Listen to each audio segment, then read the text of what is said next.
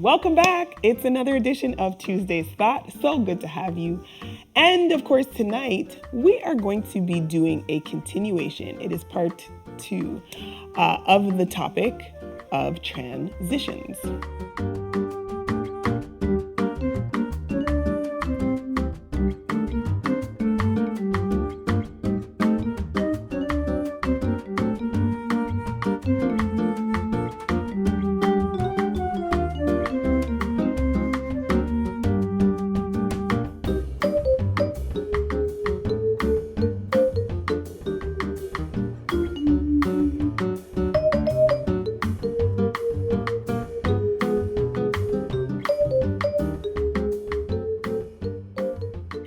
So last segment, we just to do a really quick recap.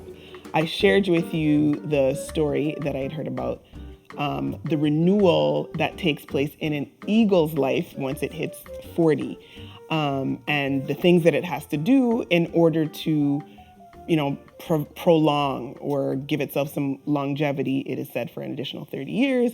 And the types of things that it goes through includes, hitting its beak against a rock until it falls off, plucking out its feathers along its wings, and mentioned a couple of other things which I want to dig a little bit deeper into tonight. Of course, you can go back and catch the replay if you didn't get a chance to watch it as yet, just to follow it along. So the other thing that is done, presumably, and as I mentioned before, this is said to be myth and not actually necessarily scientifically factual. But we're talking about it because of the nuggets, the truths, the applicable wisdom that we can gain from it in terms of applying it to day-to-day living. So the third thing that it is said that the eagle will do is it will pluck out its talons. You should see a picture right there. Talons. So in essence, it's claws, its toenails, for lack of a better word, or to give you a more visual image. It plucks those out. And the other key feature, which I mentioned at the beginning, which I really want to talk about, is the fact that in order to do all this, or before it does all these things, it actually flies up into a very high mountain alone. So that's the location, that's the context, that's the setting that all these things are taking place in.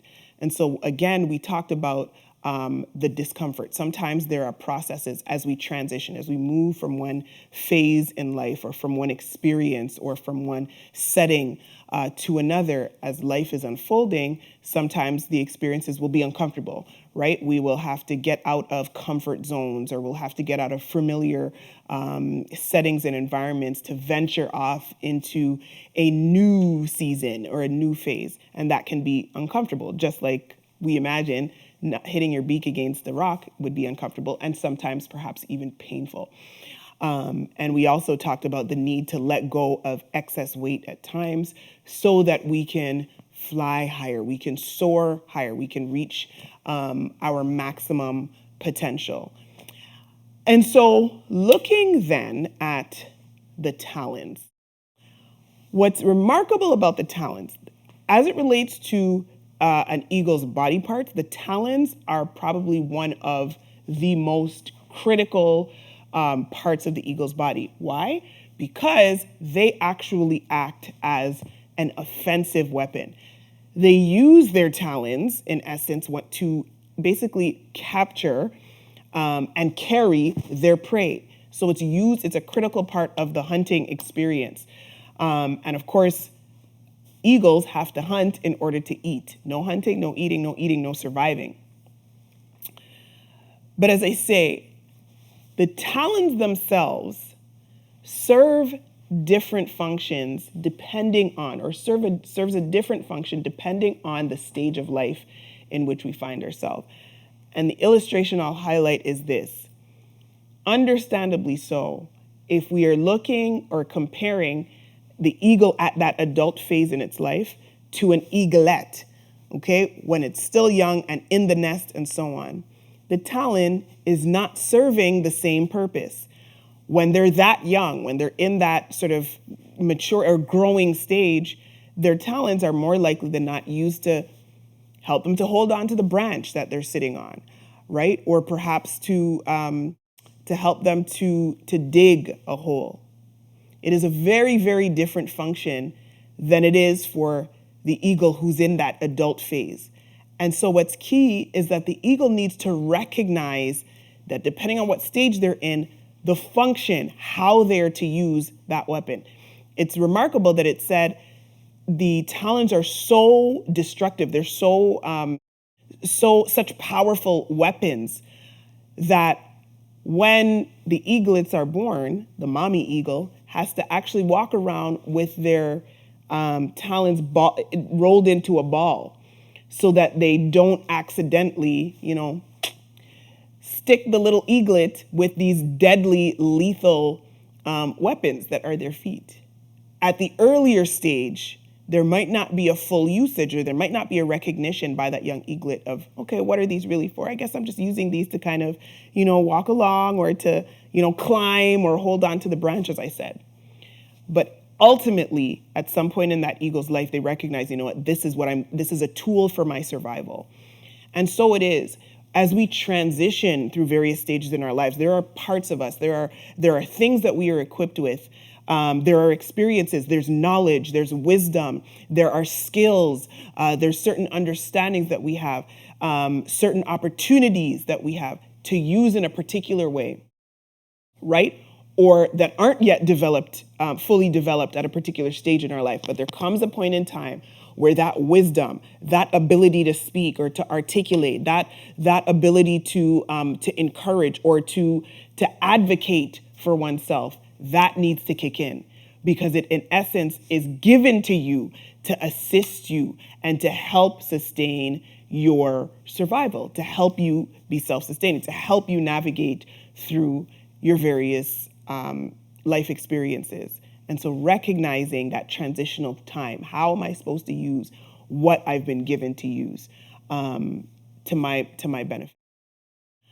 That's the third point. The last point I want to touch on is something that resonated quite a bit with me, and it relates to the where.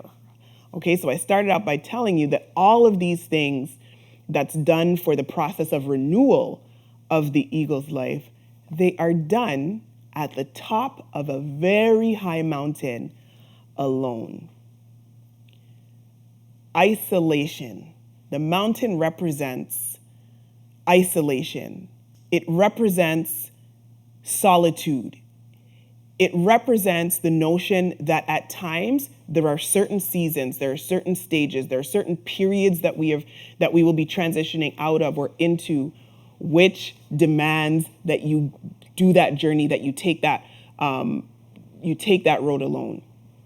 And understand, I'm not speaking necessarily about a negative, sort of unhealthy type of isolation where you're withdrawn and you cut the whole world off. No, but there are times in life where the goal or the vision or the purpose, the call, right, requires that we are alone. We've got to be removed from the crowd, and we've got to, be extracted from the noise of everyday life and the demands and the pulls and the pushes and pulls from all different areas. God has actually designed that we walk out that part of the journey on your own. And it's incredible how sometimes, and you should try this if you haven't already. It's amazing how in the wee hours of the morning, when no one's up and it's just you and your thoughts and your Lord, it's amazing how clearly we are actually able to hear, how much more clearly when our thoughts, so to speak, are shut off. And as I say, the demands of the day-to-day grind, they are shut off, and we're able to literally just sit in silence, in solitude, in contemplation and meditation. It's often in those moments where we get the greatest deposits and we get the greatest revelation, when we choose to spend those moments in isolation, dare I say, the most important being in isolation with the Lord.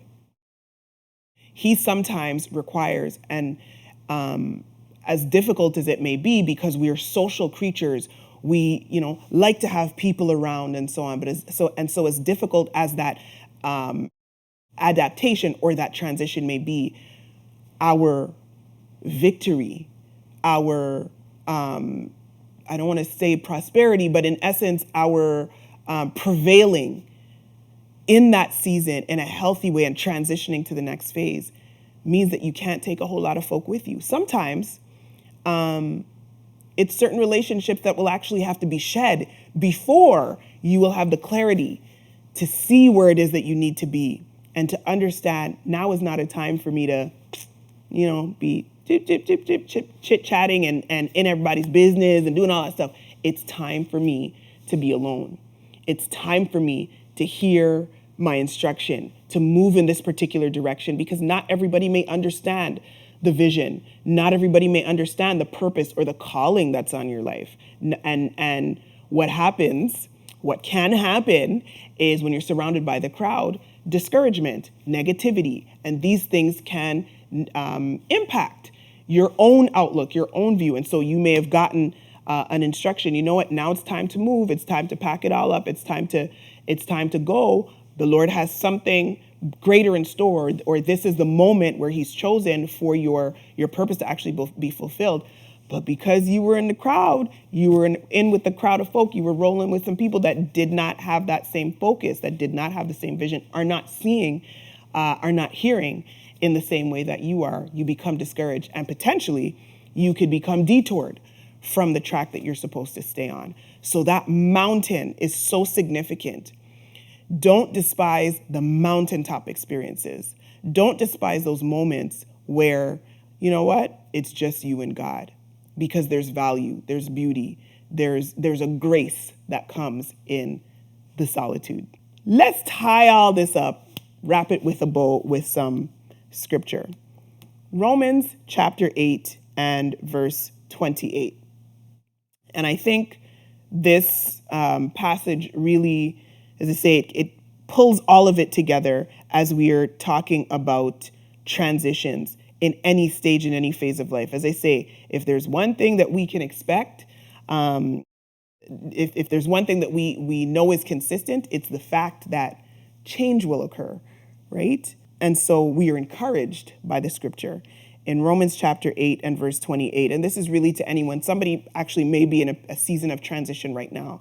As they say, in a relationship, in a location, in your spiritual walk, somebody may be transitioning. And so I want to encourage you with this. Romans 8:28 says, quite simply, and we know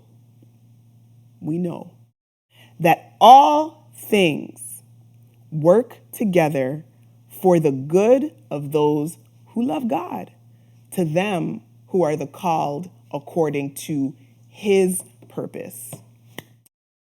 Brother, sister, friend, you might be at a moment in your journey in your life that you're experiencing a transition. Maybe it's something that you've actually embraced, that you were waiting on, that you were anticipating, and that you're excited about. And that's wonderful. That's excellent. I don't have to tell you to embrace it because you already are. But there might come a time where it's not quite as easy as a pill to swallow, or it's not quite at the time that you expected it or in the way that you expected. I encourage you tonight with this verse. Just know that all things are working together for your good. To them who are the called according to his purpose, there's purpose in it. See God, I feel like I've said this the last couple of weeks. Talk to God. Seek him. Inquire. He will lead you if you desire to be led. You just have to take time, maybe as the eagle, go away, get into a quiet isolation corner, and spend time listening. Don't just ask the question, but expect to receive an answer. Trust in the Lord with all your heart. Don't lean on your own understanding. In all your ways, what did it say? Acknowledge him, and he will direct your path. Thank you so much for tuning in. Once again, it is my prayer that the peace of God will be with you. God bless you. Until next time.